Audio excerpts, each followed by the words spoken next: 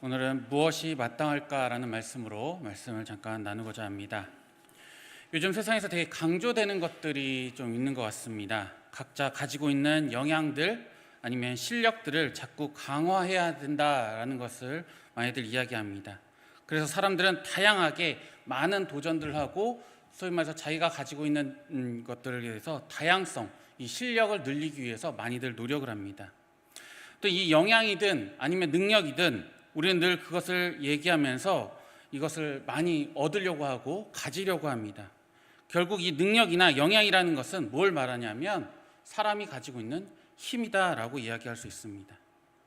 그러니까 돈이든 명예이든 권력이든 이 모든 것은 결국은 힘을 갖길 원하는 그런 본능인 거고, 언제부턴가 이것이 우리 인간의 본능처럼 늘 해야 되고 늘 갖춰야 되는 것으로 생각하고 있습니다. 언제부터 이렇게 사람들이 이러한 힘을 가지려고 했을까요? 아담과 하와였을 때부터 아담과 하와가 범죄하고 난 다음에 이제 에덴 동산에서 쫓겨났습니다. 에덴 동산은 하나님의 통치를 직접적으로 경험하는 곳이었습니다. 이제 더 이상 하나님의 통치를 직접적으로 경험하지 못하고 이제 그런 상황 속에서 사람들은 회개를 선택하지 않고 뭘 선택했냐 하면 원초적인 힘과 능력이라는 것, 그걸 어떻게든 얻으려고 하는, 그거에만 마음을 쏟게 되고 그 힘을 가지려고 그렇게 바라고 그 능력을 얻기 위해서 애쓰는 모습들이 있었습니다. 우리도 누구나 이 능력이 있기를 바라고 있지는 않습니까? 누구나 다 자기가 힘을 갖고 있고 능력이 있기를 원합니다.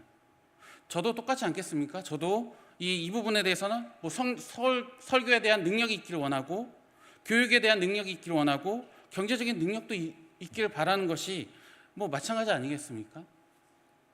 하지만 이 능력이라는 것, 이 힘이라는 것, 방향을 잃어버린 그 힘이라는 것, 어찌 보면 굉장히 위험한 것일 수도 있습니다.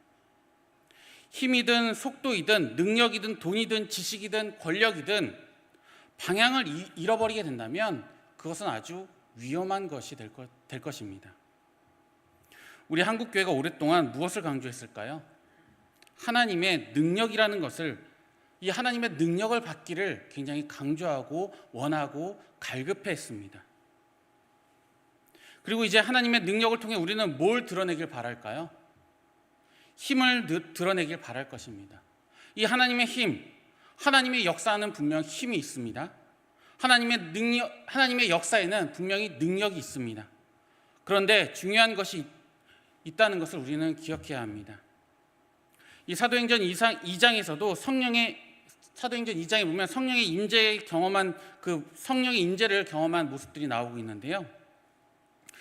성령을 경험한 다음에 성령의 그 놀라운 역사를 받았던 사람들이 담대하게 뭘 했느냐?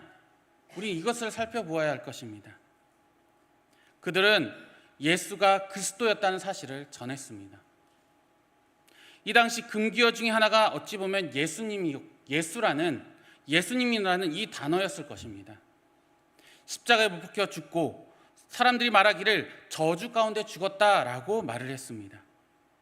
구약 성경 전반에 보면 이 십자가라고 하는 것이 굉장히 잔혹하고 무섭고 힘든 형벌 중에 하나였습니다.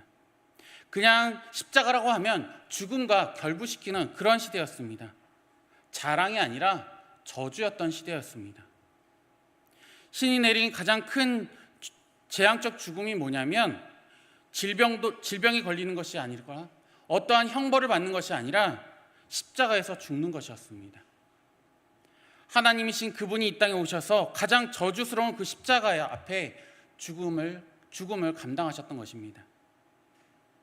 사람들은 이 저주받은 인물에 대해서 이야기하는 것을 싫어했습니다. 근데 성령이 임하시자 그 부활하신 주님을 봤던 그 증인들을 통해서 뭘 하게 하시는 것입니까? 그분이 그리스도라는 사실을 명백하게 선언하게 하시는 겁니다. 이 선언을 들었던 많은 사람들이 깜짝 놀랐습니다. 각지에서 각 사방에서 왔던 사람들, 멀리로는 유럽부터 동아시아, 아프리카 여러 수많은 사람들이 이렇게 말합니다. 자신이 자라고 태어났던 그곳에서 들었던 그 말, 그것으로 자신들이 듣게 되는 것입니다. 말하게 되는 것입니다. 그리고 깜짝 놀라고 베드로는 그들에게 설명하기 시작합니다. 구약에 언급하고 있던 그 메시아가 바로 그리스도였다. 우리가 그리스도를 십자가에 못 박았으며 하나님께서 죽은 그리스도를 살리시고 우리의 구주가 되게 하셨다. 이것을 믿고 고백할 때 약속하신 대로 성령을 부어주신다라고 베드로는 외쳤습니다. 그러면서 믿는 사람들이 3천이나 더했다라고 말합니다. 그 다음에 삶의 모습들이 나옵니다. 누구나 자기의 소유, 자기의 가진 것을 자기 것이라 주장하지 아니하고 각각 각자의 필요에 따라 나누어 주었다라고 이야기하고 있습니다. 물론 이 말씀을 가지고 시작된 것이 사회주의이기는 합니다. 하지만 아무튼 성경에서 보시면 이거는 구조적으로 강압적으로 한 일이 아니다라는 것입니다. 자발적으로 행한 그러한 일이었다라는 것입니다. 그럼 이게 왜 중요하느냐? 우리 각자에게 이러한 힘이 있다라는 것입니다. 그런데 이상한 것이 있습니다. 힘은 모아도 완전하다, 완벽하다 이렇게 느껴지지 않는다라는 것입니다. 여러분들 어떠십니까? 여러분들이 내가 힘을 갖추기 위해서, 내가 능력을 갖추기 위해서 뭐 지식이든 권력이든 물질이든 어떠한 내가 생각하는 그 힘을 갖추려고 모으고 했을 때 이 정도면 완전하다, 이 정도는 완벽하다라고 생각이 드십니까? 살면서 나 요즘 너무 돈이 많아서, 너무 충분해서, 돈이 너무 많아서 감당이 안 된다라고 하시는 분 계십니까? 혹시 그러신 분 계시면 저한테 주시면 제가 요긴하게 잘 써보도록 하겠습니다. 아마 그런 사람들은 아무도 없을 겁니다. 내가 알고 있는 지식이 완벽하다고 느끼지 않을 겁니다. 내가 가지고 있는 물질이 충만하다라고 생각하지 않을 겁니다. 하면 할수록 얼마나 내가 준비가 안 된 사람이라는 걸 깨닫게 됩니다. 저도 설교 본문을 준비하면서도 이거 고치고 또 고치고 이게 완벽하다라고 이렇게 자신할 수가 없습니다. 우리는 늘 힘에 대한 갈급함과 목마름이 있습니다. 그런데 하나님의 그 성령이 우리 가운데 임하실 때 어떻게 하던가요? 어떻게 변하나요? 그 힘의 방향을 찾기 시작한다라는 것입니다. 자신의 자리를 딱 퍼즐을 맞추듯이 내가 가진 힘, 내가 가진 능력을 정확하게 맞춰서 그 방향성대로 제대로 갈 수 있다라는 것입니다. 하나님께서 나에게 주신 그 지식, 나에게 주신 권력, 나에게 주신 힘, 나에게 주신 재정, 이 모든 것들을 통해서 우리가 온전히 그럴 수는 없겠지만 우리의 삶을 통해서 주님의 뜻이 이루어지는 일에 성령께서 우리 가운데 함께 하신다라는 것입니다. 예수님의 제자 요한과 베드로가 나옵니다. 사도행전 3장 말씀 이하에 보면 요한과 베드로가 함께 기도하러 갑니다. 요한복음 맨 마지막에 보면 베드로와 요한의 사이가 그렇게 좋은 거, 원만한 것 같지는 않습니다. 서로의 그 성향, 기질이 안 맞는 그런 모습들이 있는데 같은 고향 출신이고 같이 사역했음에도 불구하고 서로 잘 맞지 않을 때가 있습니다. 우리 형제들도 그렇잖아요.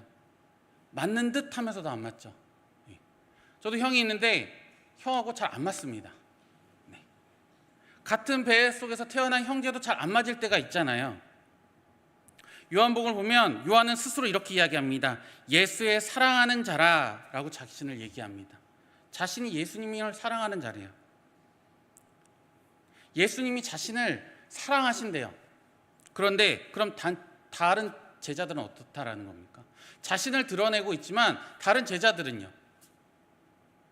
갈등 관계를 알고 있었던 이 초대교회 공동체들은 이 상황 속에서 성령의 임재 후에 어떠한 고백을 하냐면 저 사람은 나하고 달라가 아니라 다름으로 함께 이루어가는 하나님의 역사를 본다라고 그렇게 고백하는 것입니다.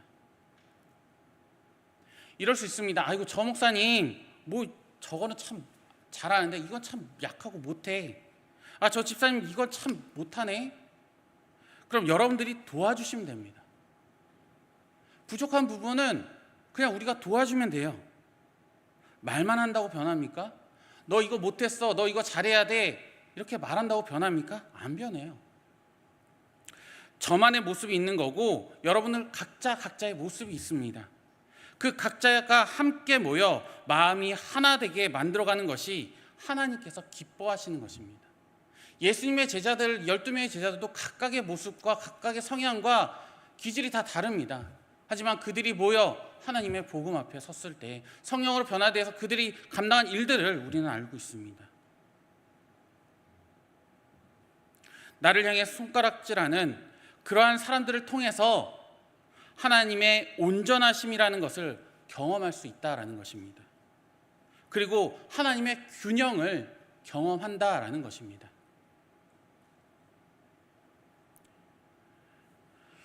여러분들이 생각할 때 제일 안 맞는 사람이 제일 필요한 사람이다라는 것입니다. 제일 맞는 사람의 말을 들으면 어떻게 될까요? 나하고 제일 잘 맞아. 제일 나하고 잘 맞아서 결혼하신 게 부부 관계잖아요. 그죠? 자신의 배우자가 본인하고 제일 잘 맞으시죠? 네, 그런 줄 알고. 네, 저희 아내가 저를 보면서 이렇게 이야기합니다. 오늘 보니까 참 야유였어요. 오늘 보니까 왜 이렇게 살이 빠졌어요? 어딜 봐서요? 네, 그렇게 보이십니까? 네, 제가 며칠 전에 들은 소리입니다. 제가 야유였습니까? 여자분들 서로에게 이렇게 이야기하죠. 어떻게 오랜만에 만난 친구 보고 너 어떻게 이렇게 하나도 안 늙었니? 늙었어요. 여자분들 서로 이렇게 이야기하죠. 너 살 하나도 안 쪘어. 뭘 그렇게 다이어트 하려고 그래? 그런 친구들에게 가서 이렇게 얘기하시면 됩니다. 너 구라치지 마. 거짓말하지 마. 살 쪘죠. 나이가 들어 살 찌죠. 왜 안 찌겠습니까? 진리의 말은 반대편에 있습니다. 좋은 말만 하는 그런 사람 말고 바른 말을 해주는 그러한 사람이 나에게 제일 필요한 사람일 것입니다. 어쨌든 서로가 이제 함께 올라가면서 기도하다가 평소 같았으면 어땠을까요? 베드로와 요한이 서로 기질이 안 맞는 사람이에요. 늘 같이 다니지만 같은 제자라고 하지만 맞지 않아요. 베드로는 어쨌든 베드로의 성향상 그냥 일방통행, 직진만 하는 그러한 성향입니다. 목적 지향적인 사람, 난 이것만 해야 돼 하면 이것만 하는 그러한 성향의 사람이에요. 여러분들 목적 지향적인 사람들하고 같이 사시는 분들 혹시 계십니까? 어떠세요? 피곤하십니까? 피곤하지 않으십니까? 네, 말을 못 하시겠죠? 네, 제가 좀 그런 경향이 있습니다. 목적 지향적인 그런 부분이 있습니다. 무언가 정해지면 빨리 해야 돼요. 네, 어딘가 목적지가 정해졌으면 무조건 가야 돼요. 어딜 가더라도 갑작스럽게 뭔가 변수가 생기거나 뭔가 일에 매끄럽지 못하면 짜증부터 납니다. 마치 이게 안 되면 실패하는 사람처럼, 그게 안 되면 뭔가 안 되는 것처럼. 베드로와 요한도 그런 사람들입니다. 누군가에게 인정받고 싶고 누군가 앞에서 최고가 되고 싶은 그런 사람들이었습니다. 그런데 그들에게 성령이 임하시자 그 권력에 대한 힘이 아니라 주님의 눈이 머무시는 곳에 내 마음이 딱 머물기 시작하는 것. 안중에도 없던, 나면서부터 안진뱅이였던 그를 눈에 담기 시작하는 겁니다. 우리를 보라, 은과 금은 내가 없거니와라고 얘기하면서 실제로 베드로의 주머니에 은과 금이 있었는지 없었는지 모르겠지만 그들의 마음에 품었던 것은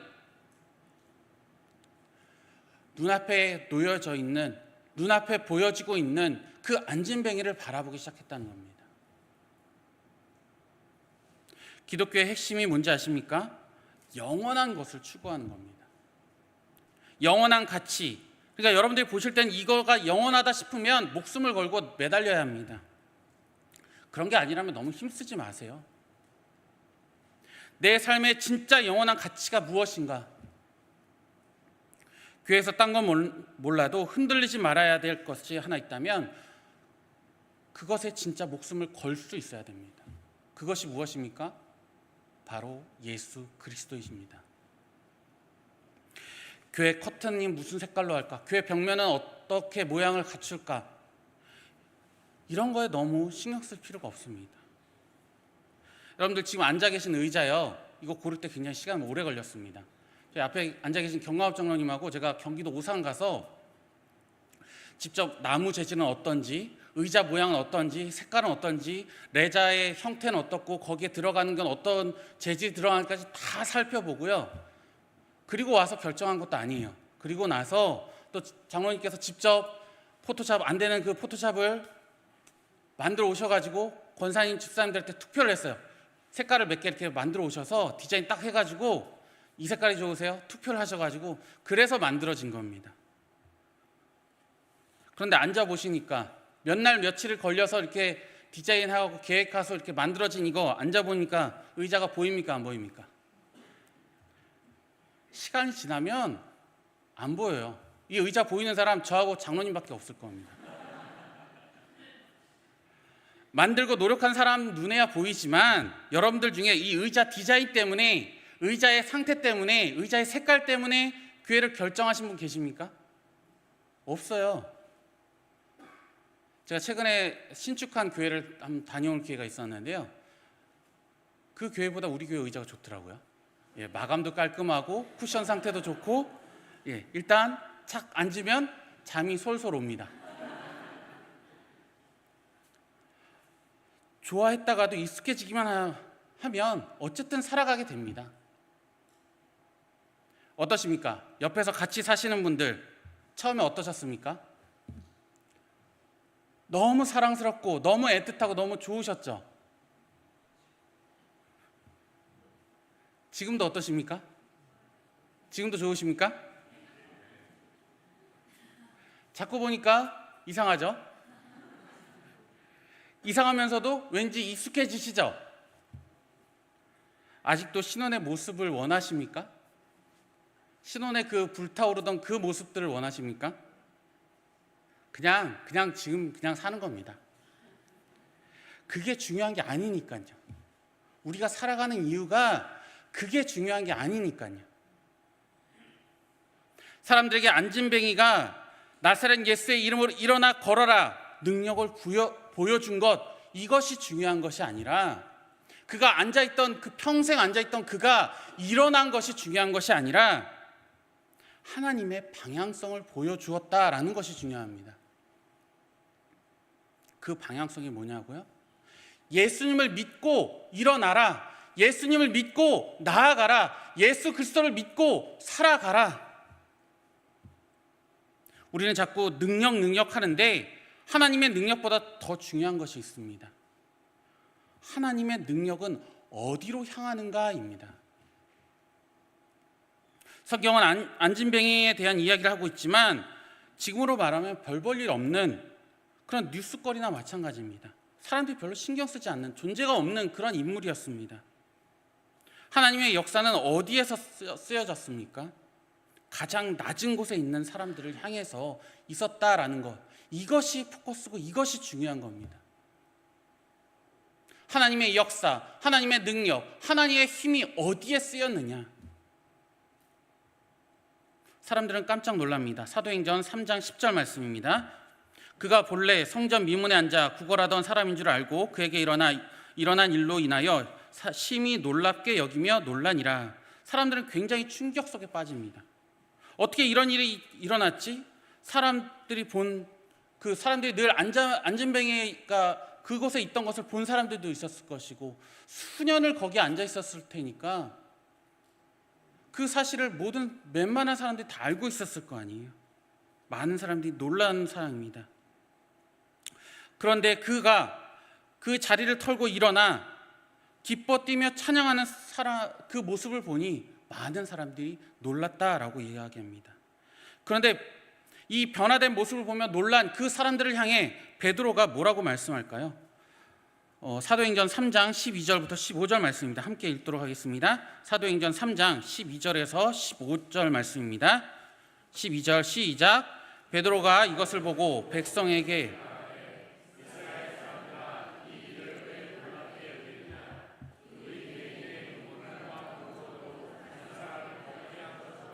왜 우리를 주목하느냐?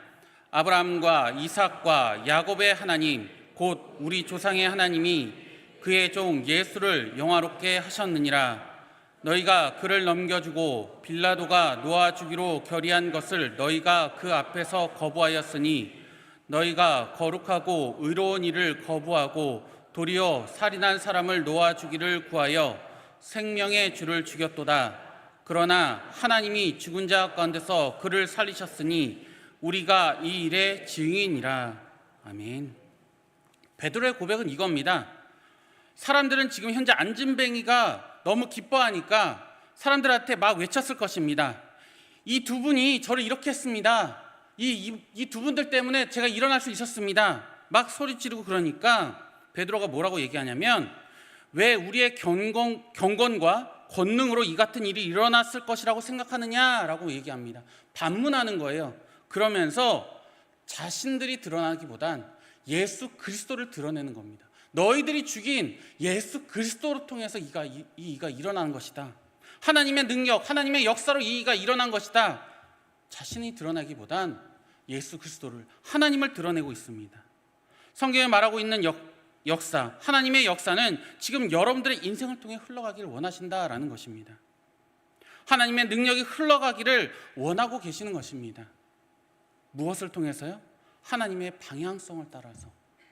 여러분들이 하나님의 방향성을 바로 잡고 계시면 여러분들을 통해서 하나님의 역사, 하나님의 능력이 흘러가도록 그렇게 하기를 원하고 계신다라는 것입니다.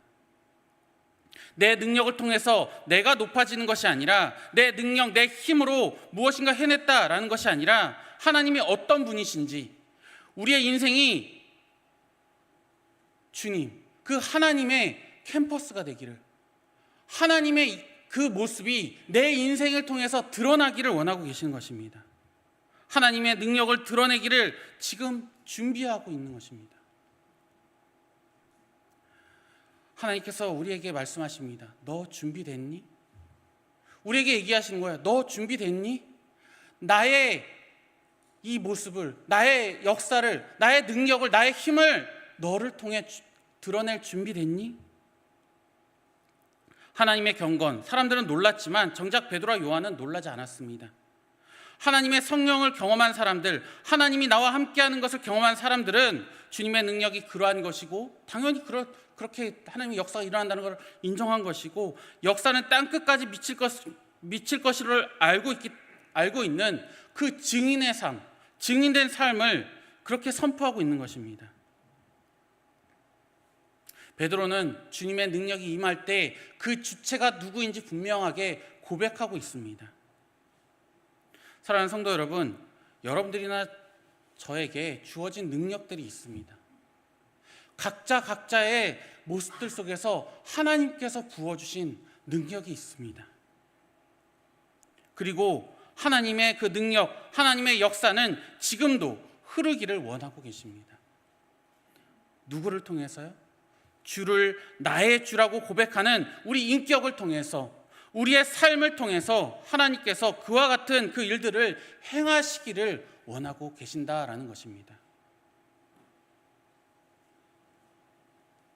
베드로의 설교를 통해서 이러한 능력은 구약에서 선포된 말씀, 즉 하나님의 역사라는 사실을 명확하게 하고 있습니다.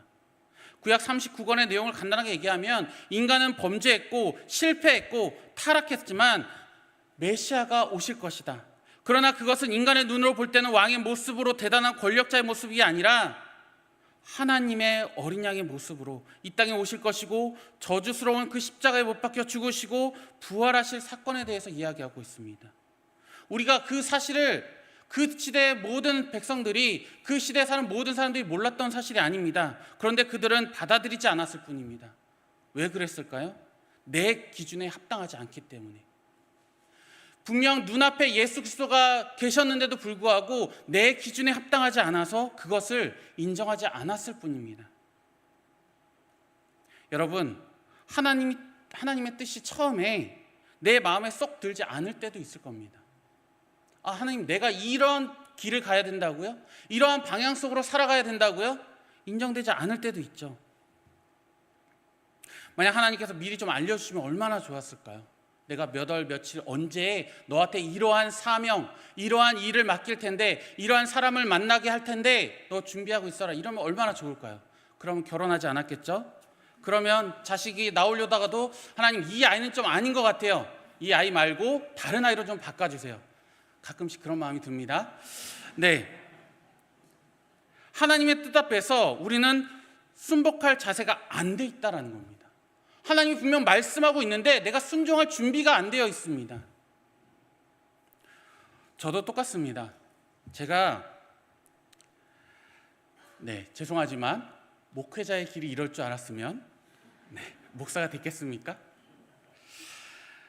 제가 목회자가 된다고 했을 때 만류하셨던 목사님이 한 분 계세요. 그때 순종했어야 되는데 참 그렇습니다. 하나님의 계획과 제 마음은 다를 때가 많습니다. 사람은 그런 마음이 들 때가 있죠. 내가 나아, 내가 저 사람보다 나아, 내가 더 잘해, 내가 더 뛰어내, 내가 더 능력 있어. 그런데 인간의 권력, 인간의 힘이 드러났을 때 그 결과는 대부분 어떻습니까? 나를 자랑하고 나를 높이고 나를 드러내려고 했을 때 그 사람들 눈앞에서는 잘한다, 칭찬하고 대단하다, 믿음 좋다, 훌륭하다라고 하지만 좀 지나 보면 자신의 밑바닥이 금방 드러납니다. 자신의 힘으로 하다 보면 그 밑바닥이 금방 드러나요. 하나님은 하나님의 은혜가, 하나님의 힘과 능력이 그 가야 될 방향성을 정확하게 일러주고 계십니다. 사랑하는 성도 여러분, 하나님의 입장에서 자기의 아들을 십자가에 못 박혀 그 죽인 그 사람들을 끝까지 사랑하시는 그 위대한 사랑, 여러분들은 어떻게 보고 계십니까?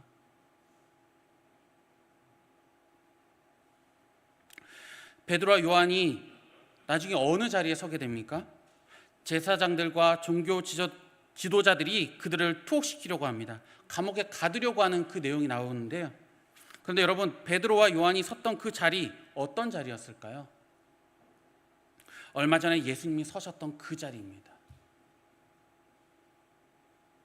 예수님을 십자가에 못 박으라고 결정했던 그 자리에 이제 베드로와 요한이 서게 되었습니다. 멀찍이, 이 베드로와 요한은 멀찍이 예수님을 바라봤던 자들입니다. 마태복음 26장 58절에서도, 마가복음 14장 54절에서도, 누가복음 22장 54절에서도 보면 멀찍이 예수님을 바라봤다고 했습니다. 내가 예수님을 모른다. 분명 그들의 고백은 이랬습니다. 딴 사람은 배반해도 나는 예수님을 배반하지 않겠습니다. 나는 끝까지 예수님을 따르겠다라고 고백했던 베드로와 요한입니다. 그런데 그들이 막상 예수님이 십자가에 못 박혀 돌아가신 그 모습을 보니, 붙잡혀가는 그 모습을 보니 멀찍이 예수님을 바라봤던 사람들입니다.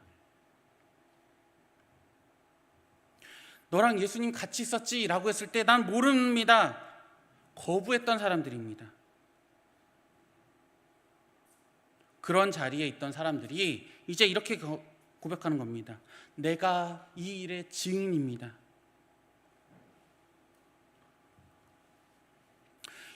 베드로와 요한은 지금 어디에 서 있는 것입니까? 이제 증인으로서 서 있는 겁니다. 사랑하는 성도 여러분, 여러분들은 어떠한 삶으로 오늘의 자리에 서 있으려고 하십니까? 오늘 우리가 살아가면서 어떠한 자세로 우리가 살아가고 있느냐라는 것이 훨씬 더 중요한 것입니다. 내가 그동안 잘 믿었어, 난 열심히 교회 다녔어, 난 모태신앙이야, 나는 무슨 직분을 가졌어가 아니라 여러분들 지금 어떤 자리에 서 계신가라는 것입니다. 예수님과 같은, 예수님께서 그 십자가를 바라보시며 십자가를 짊어져야 될 그 긴박한 그 순간에, 목숨을 내어놓는 그 순간에 우리도 서 있느냐라는 것입니다. 교회가 왜 필요할까요?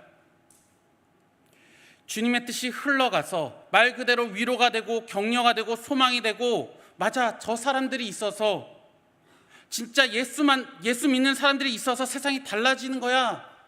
이러한 말을 들어야 되지 않을까요?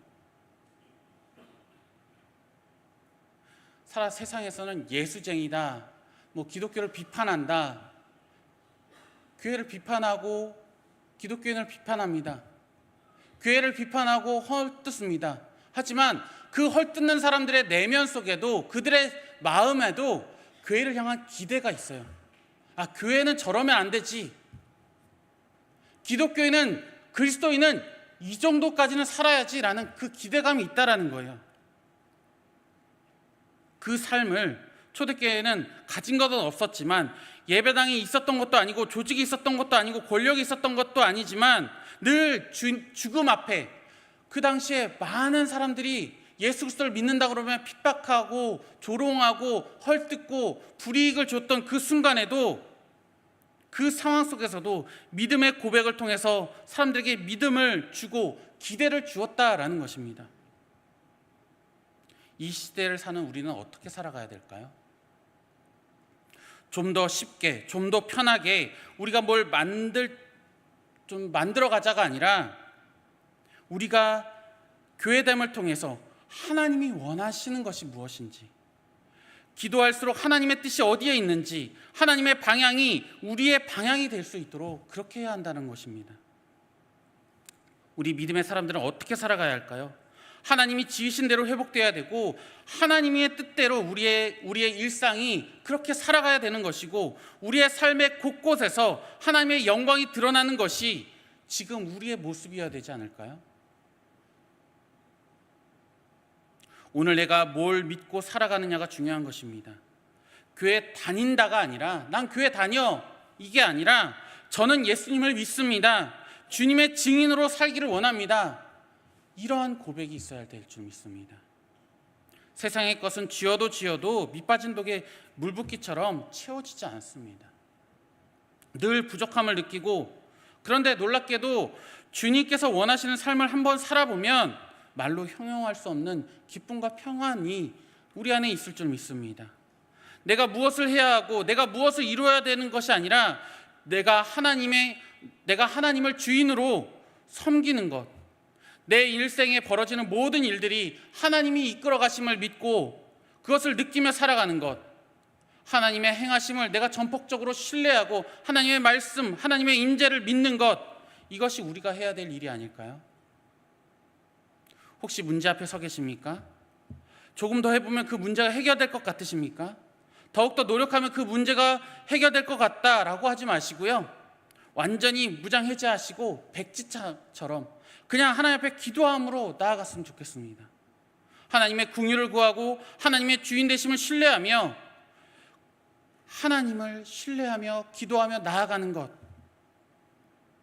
일들이 잘 돼가고 있을 때, 사기가 충전할 때, 승리가 눈앞에 보여 있을 때, 그럴 때 오히려 더 하나님과의 관계를 점검해 보시기 바랍니다. 우리는 늘 하나님을 의지하며 살아가야 됩니다. 하나님과의 관계가 절대로 내가 염려하는 대로, 하나님의 관계를 하나님이 그렇게 나를 내버려 두지 않으십니다. 지금 선교지 광고를 하고 있는데요, 여러분들 선교지 한번 가보시기 바랍니다. 선교에 한번 가보시고 나면 여러분들의 삶이 변할 거라고 생각됩니다. 선교 가라고 하면 이렇게 얘기하시는 분들 있죠. 내가 내가 갈 돈으로 내가 후원을 하겠다, 그 비행기 값으로 그 사람들을 도와주면 되지라고 말할 수도 있습니다. 그런데 더 중요한 것은 내가 본 것이 인생을 결정 지을 때가 있다는 것입니다. 그래서 꼭 한번 가보시라고 교회에서 계속 추천드리고 목사님께서 말씀하시는 거예요. 살면서 한 번쯤은 꼭 선교지 한번 가보십시오. 혹 그런 여건이 안 되신다면 고아원이나 어려운 현장에 한번 가보시기 바랍니다. 그것도 안 되신다면 교회 안에서 수고하는 그 모습들 속에 직접 참여해 보시기 바랍니다. 그래야 그 상황이 이해가 되고, 그래야 그들의 삶과 그들의 마음이 이해가 되실 겁니다. 머리로만 아는 것이 아니라, 내가 가진 것이 전부가 되는 것이 아니라, 그 천장 속에 들어가면 그들이 이해가 되고 그들의 삶이 이해가 되고 그들의 마음이 이해가 될 것입니다. 제가 뭐 비싼 차를 타고 명품 옷을 입는다고 기쁘겠습니까? 물론 조금 기쁠 수도 있습니다. 네. 하지만 어려운 이들을 향한 마음, 아파하는 사람들의 그 삶의 모습, 힘들어하고 지쳐하고 있는 그들에게 다가가서 내가 섬기고 함께하고 예수 그리스도를 드러내는 그 모습들 속에서 진정한 기쁨, 진정한 은혜가 있을 줄 믿습니다. 내가 그 상황을 경험할 때야 이해할 수 있는 것입니다. 그래야 더 해주고 싶고, 그래야 더 도와주고 싶고, 그래야 더 마음을 쏟을 수 있는 것입니다. 우리는 그 현장 속에서, 그 삶 속에서 우리가 흘러 들어가야 되고 그곳으로 우리가 흘려 보내야 합니다. 우리의 삶을 통해서 하나님이 이루실 일들이 있습니다. 여러분들 각자의 삶의 모습들 속에서 하나님께서 원하시고 바라시며 이루시려고 하는 것들이 있습니다. 하나님의 역사, 하나님의 능력이 여러분들을 통해서 드러나길 원하고 계십니다. 결단하시기 바랍니다. 언제까지 방황하시겠습니까? 나는 잘 못해요. 난 잘 못해요. 난 모르겠어요. 어려워요. 무슨 일이든 누구나 한 10년쯤 하면 처음 하는 일도 나중에 10년 뒤엔 잘하게 되어 있습니다. 못한다고 했던 그 일도 한 10년쯤 하면 잘하게 되어 있어요. 실력이 좋아지고 익숙해지고 전문가가 됩니다. 10년쯤 하세요. 그냥 뒤에서 저 때가 좋은 때다. 나도 저랬었지. 여기에 멈추지 마시고요. 처음 믿을 때보다도 더 능력 있는 더 큰 믿음으로 나아가시를 간절히 소망합니다. 하나님 앞에서 먼저 해야 될 일, 우선 해야 될 일, 마땅히 해야 될 일을 붙잡고 살아가는 저희 모두가 되기를 간절히 소망합니다. 말씀을 맺습니다. 세상의 권력을 가지고 하나님의 진리를 가둘 수는 없습니다. 사람의 힘으로 하나님의 역사를 막을 수 없습니다. 여러분들이 절대가 아니라고 아무리 이야기해도, 절대 안 된다고, 절대 아니라고 이야기해도 하나님의 역사는 멈추지 않습니다. 사랑하는 성도 여러분, 우리의 삶에서 진짜 일어나야 될 그 삶의 모습은 어떤 것일까요? 힘을 갖는 걸까요? 우리는 자꾸 깨닫지 못하는 게 하나 있습니다. 내 안에 채워서 뭐 하시려고요? 허리 둘레만 늘어나죠. 쌓아서 뭐 하시려고요? 그 많은 힘 가져서 뭐 하시려고요? 아까도 말씀드렸잖아요. 방향 없는 것은 위험할 뿐입니다. 무의미합니다. 아무리 밑빠진 독에 물을 붓고 부어도 채워지지 않습니다. 성령은 우리의 인생의 방향이 되어 주십니다. 성령이 임하시면 그들의 삶의 모습이 변하고 그들의 삶의 방향이 변했던 것처럼 우리가 성령의 임재를 느끼고 성령의 임재를 경험한 우리가 이제 삶의 방향을, 우리의 삶의 모습들을 바꿔가야 되지 않을까요? 난 이거면 충분해. 난 이거 하고 있잖아. 여러분, 돈으로 세상이 결정나는 것이 아니라는 걸 우리 분명히 알고 있습니다. 몇십만 원짜리 음식을 먹어봐야 물론 그 순간에는 맛있겠죠. 하지만 그 맛이, 그 행복이 영원합니까? 진짜 즐겁고 진짜 기쁘고 진짜 행복한 거는 성령의 충만함을 누렸을 때입니다. 오직 믿는 자만이 순종한다. 오직 순종하는 자만이 믿는다라는 말이 있습니다. 믿음이 순종이 되고 순종이 믿음이 되는 삶. 오늘 은혜를 받으시는 그대로 살아내시기를 간절히 소망합니다.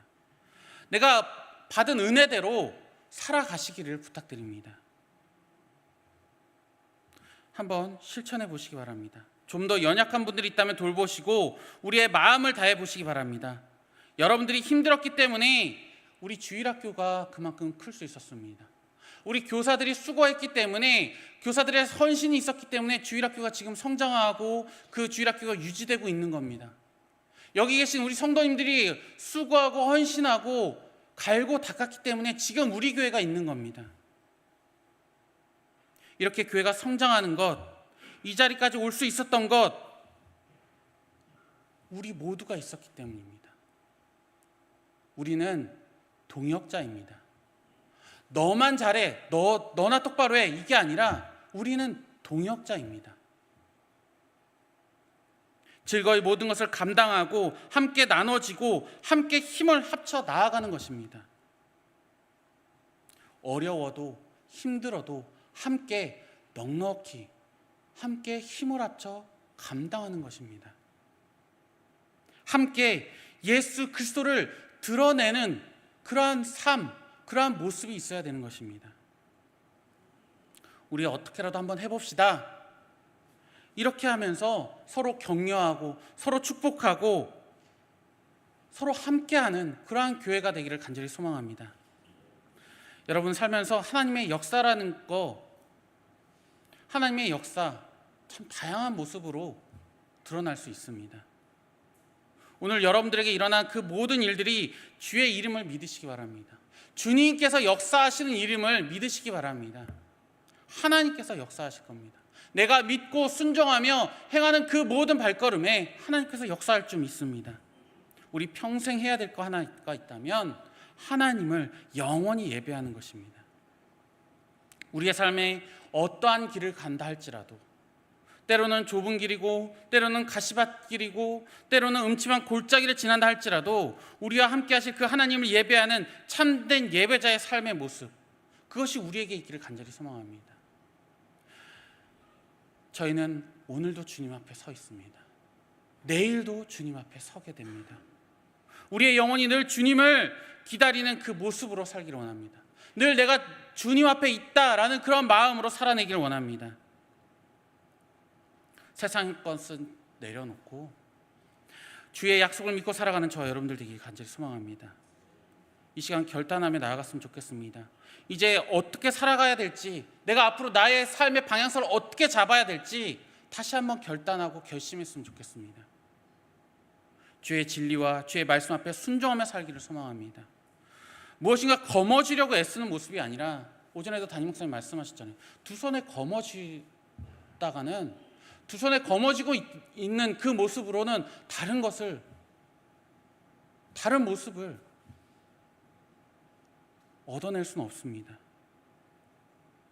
두 손에 세상의 부와 명예, 권력을 잡으려고 애쓰는 모습이 아니라 함께하는 기쁨, 내 손 거머쥐었던 내 손을 펼쳐서 함께 나누는 기쁨, 함께 나아가는 은혜가 넘쳐나는 우리 모습 되기를 원합니다. 주의 증인된 삶을 살아내는 저와 여러분들 되기를 소망합니다.